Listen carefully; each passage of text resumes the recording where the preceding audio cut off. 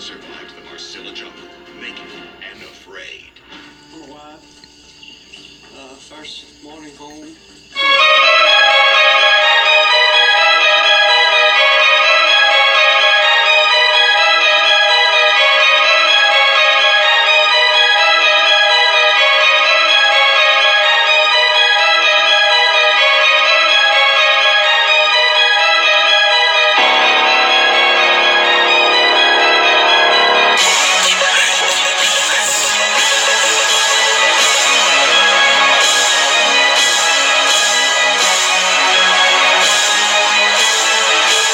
I was hiding money, and if it's my money, I haven't stolen it. Isn't it my business to do what I want with it? Do you know what you have? Well, I have a ballpark figure, yes. And you know where it is, and you have control of it? Well, like I was saying, it's my business, and no one else should worry about how much money I have. No one should worry about how much Donald Trump had. I never asked how much he has. I never asked how much the Rockefellers, the Rothschilds have, or Magic Johnson, any athlete by that. Nobody asks about that. Why all of a sudden they want to worry about me by putting me in a situation? Because the fact is, they can't take away, which I know, that I'm a great fighter. So they say, God, he's a great fighter. People admire him for that.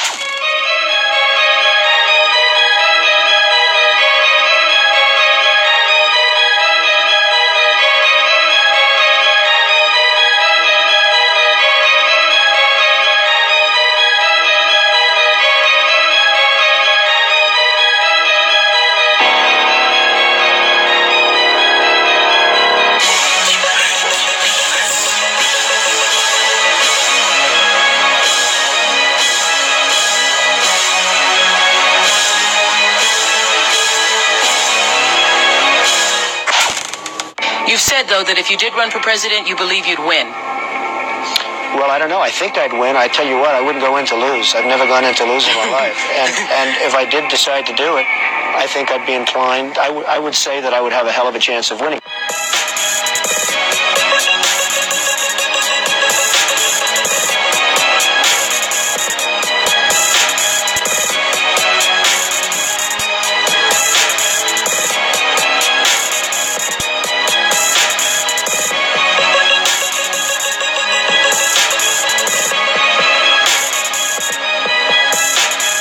You know what I mean?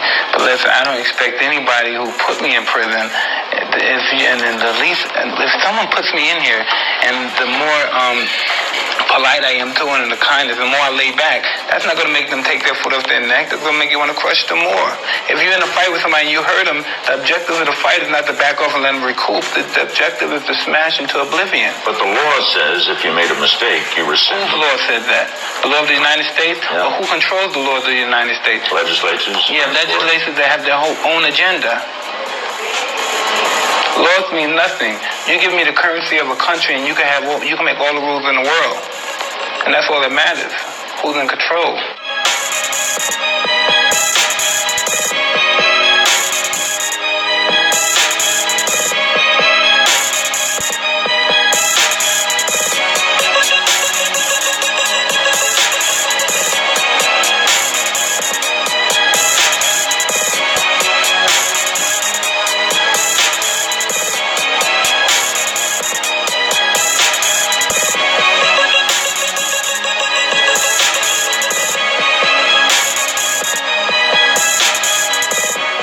Money. Yeah, what about it? What does money mean to you? Paper blood. Paper blood? I don't know. It's just, I don't know. It's just,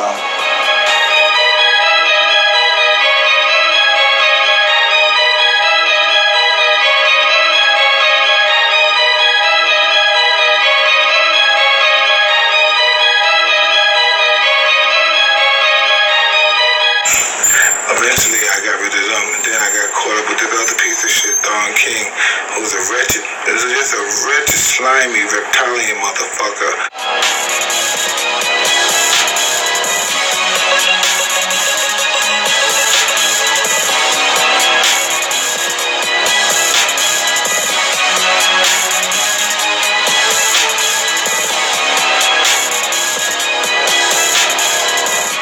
The greatest country in the world, man. This is America, baby.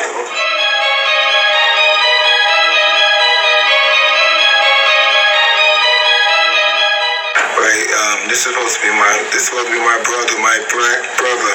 Right? He's just a bad man. He's a real bad man. He abused you, and he would kill his mother for $1.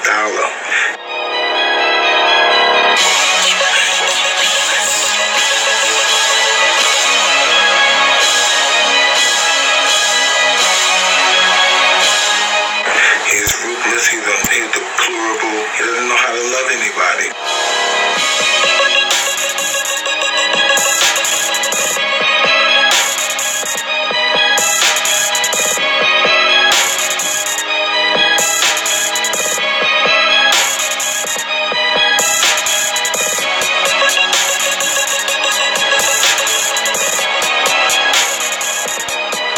I don't know, I never look at it that way.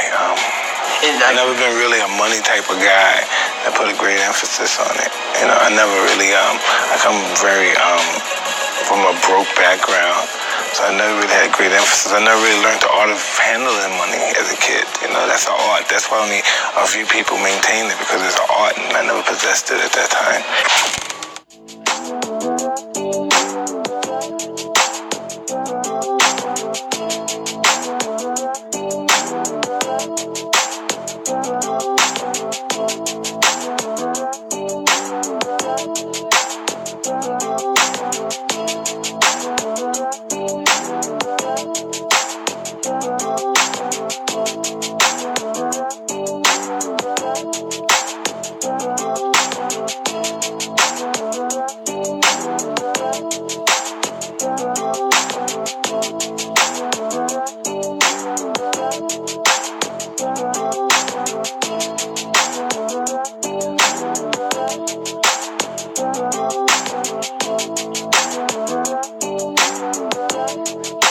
I wish 50 Cent the best luck in the world in this endeavor that he's doing. But this is something that 50 Cent has to know, that when you're dealing with something like boxing and you're dealing with human beings, you know, we call it peddling in flesh. Even though you're paying them, it's still, you know, dealing in flesh, you know. Wow.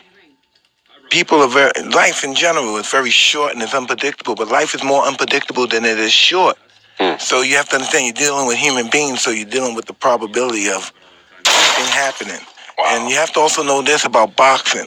It's the only business in the world. It's the only business, legalized business, that everything is not always on top of the table. There's always something under the table. Some secret shit going There's on. always, it's not going to work. Wow. This is how it works. And why is that in 2012 that, you know, boxing is still... It should be taken over by the government, I believe. You know, it doesn't have like a governing body like the NFL or the NBA. Exactly. Just like, look, 50 Cent is this is like 50 is he's a rap star. 50 is an entertainer. 50 is a entrepreneur. And 50 don't really know the ins and outs of boxing. He knows probably what Floyd tells him. But once he gets in this arena, it's a rap. Once he gets in this arena, anybody that was ever his friend that's on the other side is his enemy. Their job is to totally decimate him financially and get him out of the business. Yo, that's crazy. All right, so now any fighters or anybody that's supposed to, if they're not on your team, this is what it is. It's a gang. Boxing was developed from gangs. You know, the old Irish guys, old Dutch guys. It was a guy named Jim Bleacher. Wow, and he always and he always put his slash on his corner. So that's how we got the red and blue corner. But you know what the red means? That's my gang. That's the representation of the gang, my political gang. If I win this fight, like the ancient, if I win this fight against your champion, it's all gangs. It's all originated from gangs. The whole world. If my gang wins this fight, we own the whole district until you get a champion that could beat my fighter. If you don't want to accept that challenge, my gang against your gang, then a lot of people die. So they pick their champion and his champion, and the red represents, and the blue, Democrat and Republican. Get the fuck out of here. That's what the corners represent. No one knows that, but it represents Democrat and Republican. Don King was set up by the elites to pimp out black young men of talent. He was set up and was told to say what he could say, to ridicule white folks, to make it seem like he's not a part of any slave holder or no one have chuckles on him. He became very believable to the ghetto kids, and he took them all for broke. Don King is nothing but a coon. And that's just the truth. It's about humanity, people coming together, working together, living together under understanding each other with the word R-E-S-P-E-C-T, respect. Love you, baby. I love you too. Where do you stand on ending the private Federal Reserve banking system? I stand on people getting an equal fair shake in America. And there's been the haves and the have-nots. It always have been. And so now what you people are doing, you young people that have the guts and the intestinal fortitude to love this country, you're fighting for change. And I support change. I support what you're doing in the manner in which you're doing it.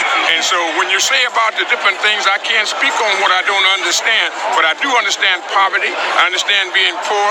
I understand being underprivileged. I understand discrimination, separation, segregation. I understand all of that. And so now if you can get everybody to come together that we can solve each of our problems, we're going to have a better America. Working together work, black and white alike. Let's just have less Barack Obama change. We don't need that change. There is no change in that. Well, you know, that is not so, because you got to understand something. Everything that Barack Obama did, he inherited. You got to understand. He just came and expanded. 18 months. No. The war. No, the biggest. The TARP bankers. No, he's bringing the troops home. They're saying about the troops now. But sending out military contractors. No, but this military contractors. What you're saying is, but 400 years of promises everything and give us nothing. So you know, you're getting caught up in the wrong thing in your zeal to do what's right. You get misinformed and you get ill-informed. You got to understand now, this government is run by the people that you send to Washington to run the people. The biggest statement this country made in the 200 years was to elect a black man. Yeah, but he's keeping the same policies as George W. Bush. Keeping torture, expanding Afghanistan, expanding Libya. No, but you see, you carry on with your emotion and your passion, and you're not thinking.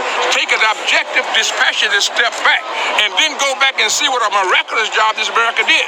And so then you work for a better America to resolve the differences and to be able to cure the things that are incumbent in this nation, where they've been dealing with the pork barrels and the different things. He didn't invent that. He was a slave. You know what I mean? He was a slave. Now don't take the slave and make the slave the victim. He's the victim, and you will make the victim the victimizer. If you say the country, if you say the presidency, then you can deal with it. But when you talk about a person about Barack Obama, that was one of America's miracles. Mr. King. Yes. How is Obama stopping the war? What are you going to do to help us? I know. Here's what I think. I think that the troops are coming home, and I think that the reason that you can demonstrate tonight and any other night is because of those troops. They're fighting for profit. That's what so you got to be able to understand something. Fighting for those troops, you got to take care of our military, because they ensure your safety and liberties. You know what I mean? Around the world. So now what we're going to do is to work to solve the grievances that we have here. What are you going to do to help us? We got to help ourselves. And how do we do that? By unity, solidarity, togetherness. I'm unified with my brothers. That's right. Unified with my brothers. All right, what are you going to do to help us? We will make it happen. What are you going to do to help us? We're going to do everything that we can, because I'm one of you. I'm with the masses. No, I need help. I need help too. Don't tell me I ain't one of you. You got millions of dollars, bro. Well, wait a minute. So he has millions. I one of us. You understand something now? Don't come to me about that, because listen, I didn't have nothing. You can tell it to the white man. You can't tell it to me. You know what I mean? Because I was poor and poor. But I made it in this country. You can do it too. All right, so now let us try to resolve it. Don't play the same game with me you play like you play with the man, because I understand the man. Are you going to be out here I got a PhD. No, I don't understand it. I'm going to help you. Get a pillow in the I'm going to help you because I love you. I look at you, you look like me, and I feel good. Join my I'm joining you. Get a pillow in the seat and join us. Hey, Don, why'd you rob Mike Tyson and Muhammad Ali like Barack Obama robbed us? Because I love them. I love them, and I thought it was just so nice that they would give me an opportunity for me to make them rich so that I could rob them, because they were poor when they came to me, and there was nothing to rob. Mike, I know that it was your fight that night that Tupac got shot at in Las Vegas. Can you just talk about the relationship you had with Tupac, how that came about, and just how you felt about the whole ordeal? All right, listen, I'm going to tell you, this is the first time I ever met Tupac. Magic Johnson was having a party at the Palladium here on Sunset. Yeah. And I came out, and some friends of mine was blocking the door. They was holding the party, blocked the door. And it was a young kid. And I said, hey, man, what's up, shorty? It wasn't Tupac, though. And I think it was Shark G. And I said, come to my Fidel, man, come on, man, let this guy in. And he said, come on in, shorty. And the guy said, oh, excuse me? And he went back and he brought like 200 guys with him.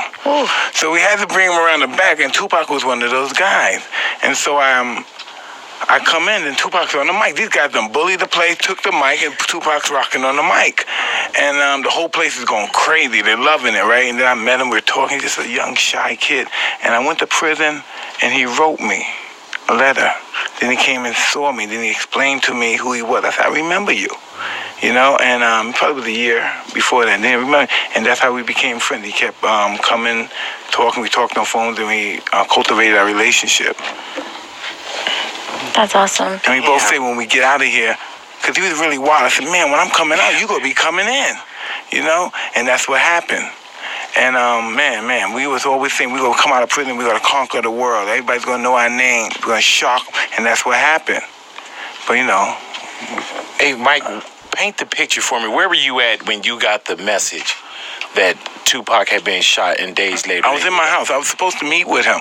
But I just had a baby, and I'm a sucker, so I want to hang out with the baby and play with the baby and stuff, and trying to play the husband. I'm a good man, baby. You know, always in the kids and stuff. And then I heard the news.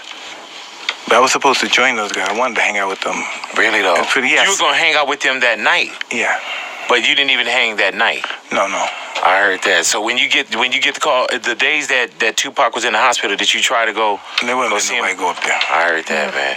And what about when you actually got the news that Tupac had passed? Do you remember where you were, or just? I was home. I was in my house, and I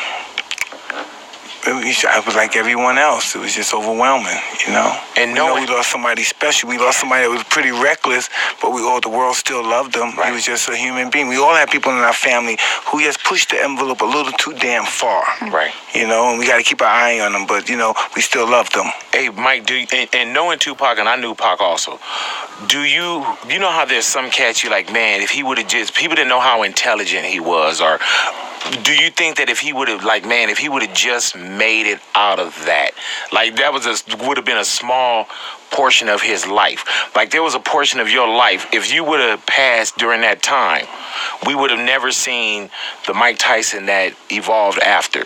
Do you feel like you wish, of course with life, but do you feel like people could have seen the part of Pac that you've seen and what could have become of Tupac? Well, listen, we all have our own relationship with God, our personal relationship with God, and when He calls, we go. Right. That's just what it is. You know, I'm not clairvoyant. I can't see the future, but we all know Tupac was special. Maybe his anger or something was misguided, but we know it all meant well. Mm-hmm. You know, and we just knew that even when he was blurring curses, F does and filth and filth and filth and filth and filth and filth, and we know his pain, and we know this is a good person. He'll do anything. He'll come to your show. He's the biggest star in rapping. He'll come to your show for free and perform. Yeah, man. Man, He don't know who you are. He don't even know. He just saw you with a friend of his before. And charge you nothing. It was a freak accident. Mike Tyson's daughter, Exodus, pronounced dead late Tuesday morning. She had reportedly been playing near a treadmill in the family's Phoenix home when she was choked by the machine's cord. Tyson rushed to the hospital to see her. I'm sure she was scared and suffering, and these are terrible things for any parent to think about their child going through. Police now say the exercise equipment that proved fatal for the 4-year-old was not even turned on. She apparently was strangled by the unplugged electrical cord. Sergeant, do we know if the child was actually on the treadmill running? Yeah, Larry, I can help the doctor out with that one. Apparently, the treadmill was not plugged in. It was unplugged at the time, according to statements from the mom and from a forensic interview with the child. So what happened was we believe the child was on the treadmill, but it was not running at the time. She might have been playing like it was, and at some point got underneath that console, which if you get on your knees underneath the treadmill and look up, you can see what I'm talking about. Tyson was in Las Vegas at the time of the accident. Once he got to Phoenix, he spent the final moments at his daughter's side here at St. Joseph's Hospital. Iron Mike Tyson shook up the boxing world in 1986, becoming heavyweight boxing's youngest undisputed champion ever, and many of his opponents never made it past the first round. And he's down again.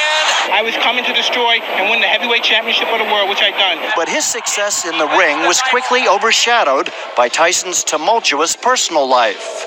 By 1991, his marriage to Robin Givens was crumbling under accusations of abuse. He's got a side to him that's scary. Michael is intimidating, to say the least. I think that there's There's a time when he cannot control his temper, and that's frightening. In 1992, Tyson was convicted of raping 19-year-old beauty queen Desiree Washington and served 3 years in prison. And when he returned to the ring in 1997, more controversy. He was disqualified for biting off part of Evander Holyfield's ear. You can see it. You can see it. His behavior remained erratic. He got a tattoo on his face. And by 2003, Tyson was bankrupt, claiming to have squandered away nearly $300 million. And in 2006, he was arrested for drug possession. May I have your full name? But recently, this self-described tortured soul had been getting his life on track. A new documentary put him back in the spotlight, garnering rave reviews from critics. Voices fighting each other. Madness. I can't lose. I refuse to lose. He says the film has forced him to look at the person he was. I still deal with his demons. I look at that guy and some of my outbursts in the movie, some of my episodes, and I become, I'm afraid of that guy. In a recent interview with MTV, he spoke about the important role family now plays in his life. I look forward now to some grandkids one day.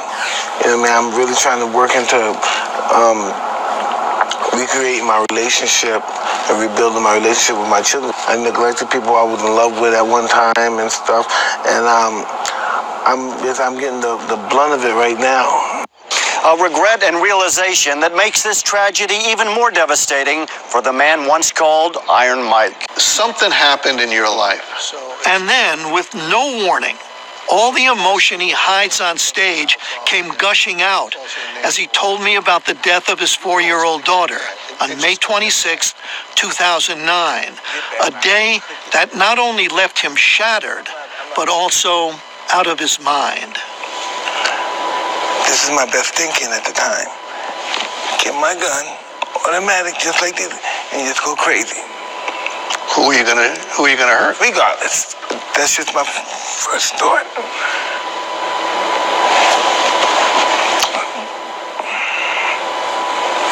But when I went to the hospital, the people that were there, they're up there because their kids are dead too. Or about to die.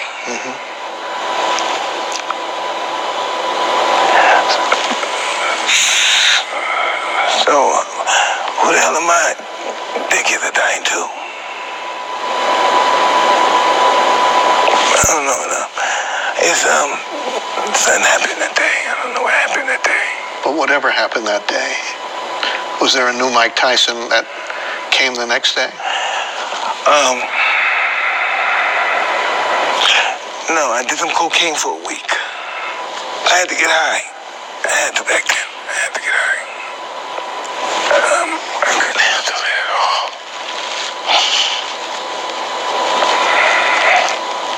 You have to go. You understand, right? Thank you. Thank you, man. You want to take this stuff off?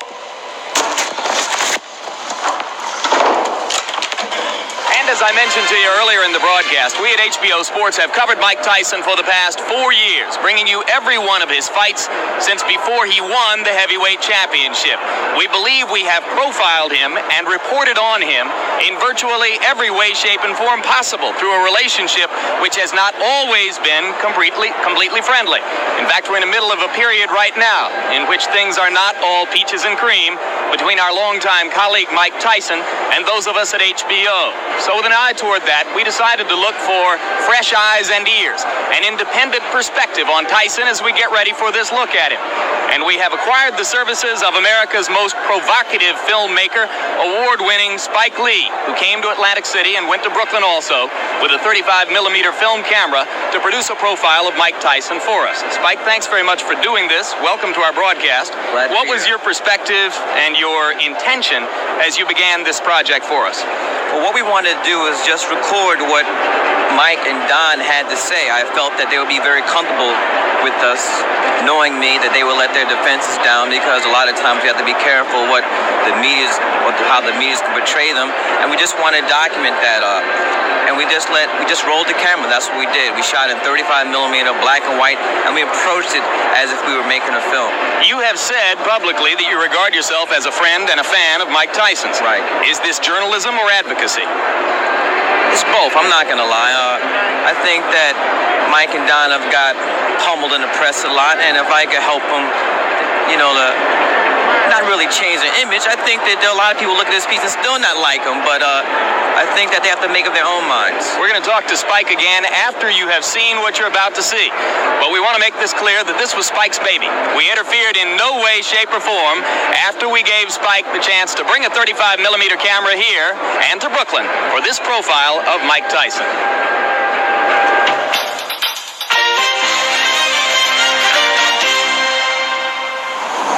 I'm not afraid of anything. I'm not afraid of anything. There's nothing that I'm afraid of. You know what I mean? And that's why I'm the individual that I am. You know what I mean? I walk it like I talk it. From where I came from, I'm not supposed to even have made it. I'm not supposed to even be living. My name is Victor Nelson. So what's up? Ain't nothing. Well, I live right here in 178, and I knew Mike for about 12 years. And grew up together. What neighborhood is this? This is Brownsville, Amboy. Yeah, he had to knock that punch ever since he was young. You ever seen him knock somebody out on the street? Yeah, I used to have him knock people out for me. Yeah? Yeah. So now he's getting paid to knock people out. That's good for him. I like that. Hey, my brother. Let's do the right thing. That's all he has.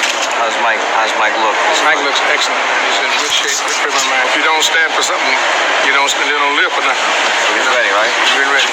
Ready sharp. He knocked out 3 sparring partners all in one day. Been hurt now. Oh man, they changing him like going in and out like a slot machine. But Joe, this said you can run, but you can't hide. So all we gotta do is bring the prophecy to those words to reality. Ali got me into boxing. I was in Spofford, that's a juvenile place in the Bronx. And Ali came up there, and when I saw him, I said, I want to be champion of the world. I want to be just like him. Everyone can't be Michael Jordan, a world heavyweight champion, all that, or else, a brain surgeon, which probably I could be, though. But, You be a brain surgeon? It's like, man. Every ethnic group takes pride in their heroes. We have no heroes. Our heroes die. White heroes never die. They live infinitely. The John Waynes and the different things. But Marvin Gaye, one of the superheroes of our time, you don't hear about him, but Elvis Presley has earned more money in death than most niggas can earn in life.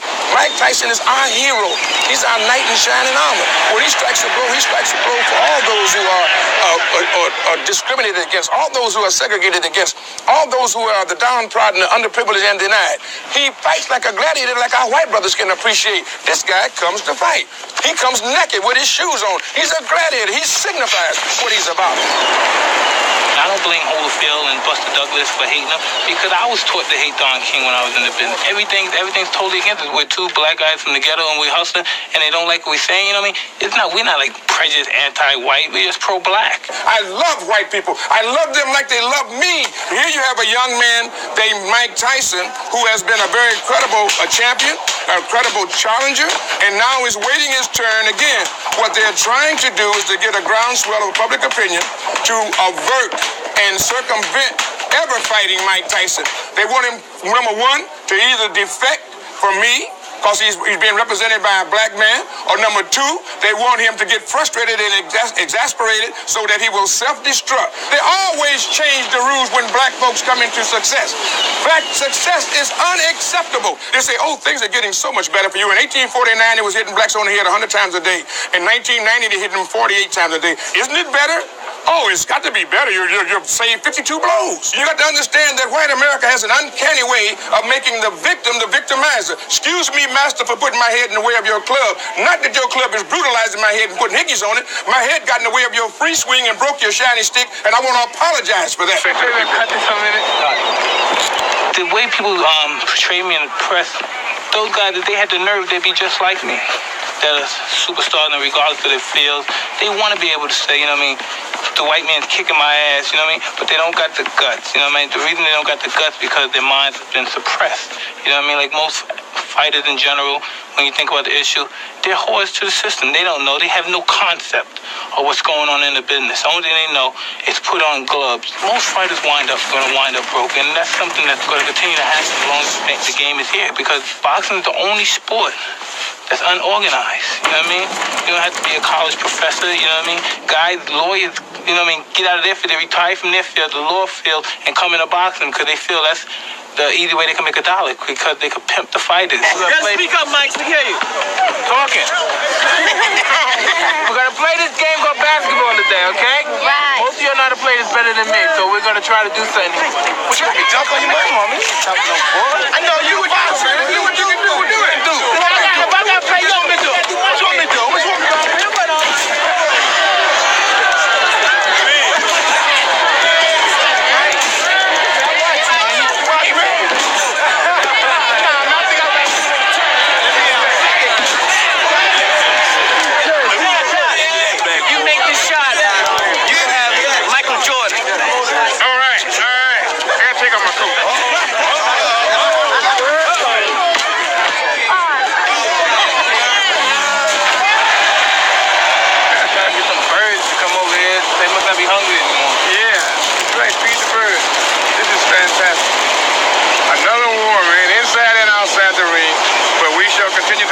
Working together works. Well, you and I together, undeniably, is a combination that's unbeatable. I love it when Jews love the Jews. I think that's noble. Italians love Italians. When Irish love Irish. But when a nigga loves a nigga, it's an unpardonable sin. We can't be white. You're a nigga till you die. If you're a poor nigga, you're a poor nigga. If you're a rich nigga, you're a rich nigga. But you never stop being a nigga. And if you get to be educated, you're just an educated nigga. You understand? Depravity, poverty, ignorance, lecherousness, lewdness, evil. Everything that was negative and unholy was attributed to the black people. And everything that was holy and glorified was attributed to the white people. The money, the wealth, the power, and with the blacks is the powerlessness that we have to be able to deal with against the power. You got to understand that negative associations coupled with blackness is what make these things happen. It's been a condition of racism since this country was founded 400 years ago. Because working together worked. Go ahead. And I refuse, to be like the rest of the brothers, They evaluate their success by how far they can get away from the other niggas. They say, well, I live in Beverly Hills, a number of white people around my neighborhood, so I know I'm successful. That's cool, If you want the ego, you want that on your address, this is where I live, and you tell them go back. But go back to the neighborhood and tell the brothers, this is where I live at, man, come see me. Don't just say, well, this is where I want to be, and this is where I'm staying, I want to stay away, I want to meet the friends around the neighborhood. Because that's not reality. That's not reality at all. And reality, means a lot to me, because I live it. I know who I am, and I know what I represent. I'm happy with myself, I'm happy with who I am. What happened to this money? They don't show no account of what happened to this 45 million or this 20 million, and now all of a sudden I'm hiding money. And if I was hiding money, and if it's my money, I haven't stolen it, isn't it my business to do what I want with it? Which I know that I'm a great fighter. So they say, God, he's a great fighter. People admire him for that, but let's put him like he's a great fighter, but he's dumb and he's stupid. So, he's nobody to look up to. But because that's okay, because only time will tell. That's just time will tell. You mentioned Don King. What about Don King? Don King is just like anyone else. Anybody else is in big business. He's competitive. He competes with them. He's the best at what he does. Whatever it is. He broke all the records, all the P.T. Barnum, Ziegfeld records. He breaks all those records. And he's ornery and he's arrogant. He says, he's not under control. You don't control him. You can't say, well, Don, you take this and you do this, but you got to take it. He wants the American way. He wants to get the equal share of the pie. Does he take advantage of you? Everyone uses someone. He uses me, I uses him. For the worst thing, we never misuse one another. We respect one another. Dawn is my man, and that's what it is too. Does that automatically mean that she's agreed to have sex with you? Oh, absolutely not. Absolutely not. See, this was a situation where we had discussed things that were going to happen, what we were planning on doing, and we have discussed something. It's just something that's been discussed and planned, and you say, well, since she's going out, she has to do it. She can't eat a free meal. You give me like that ghetto mentality, of course, like when I'm stereotyped. She can't get a free meal without giving me something or something like that, which is, it's just perverted, with you even saying that to me. She has told her version publicly on television. Then let me just ask you to tell me, as you recollect, what happened that night? I called her. I think she was tired or something. I said, don't worry about it. Just call. Is your immediate future? I basically, I just keep, go live day by day and wait for the, see where the chips drop. I might not even want to box. I've been bored with boxing for 4 years already. I might not even want to fight anymore once I get out. Do you think about that? No, I never think about fighting. Never. Do you think if you got out, when you get out, you just give it up? Yeah. What would you do? I'll do something. I'm always going to be on top. And whatever I do, I'm going to be on top of my game. I'm never going to be under drowning. I'm always going to be above sea level. But the boxing gave you something else that you didn't have. You must understand. I'm basically, regardless of what you see, money. I'm just Mike. You know what I mean? I'm Lorna Mae's son's Manboy Street. I'm not. I don't get caught up into a big star and all. That's the furthest thing from my mind. You know what I mean? I don't like living like that. So maybe I don't think I want to be a big star no more. If that's what they call me, I don't think I want that no more because I don't like living like that. I don't like living where everybody, which I found out here is true. Everybody's a potential enemy. Everybody's potential to hurt you, to keep one thing from you. I don't like that kind of life because I'm just a normal person.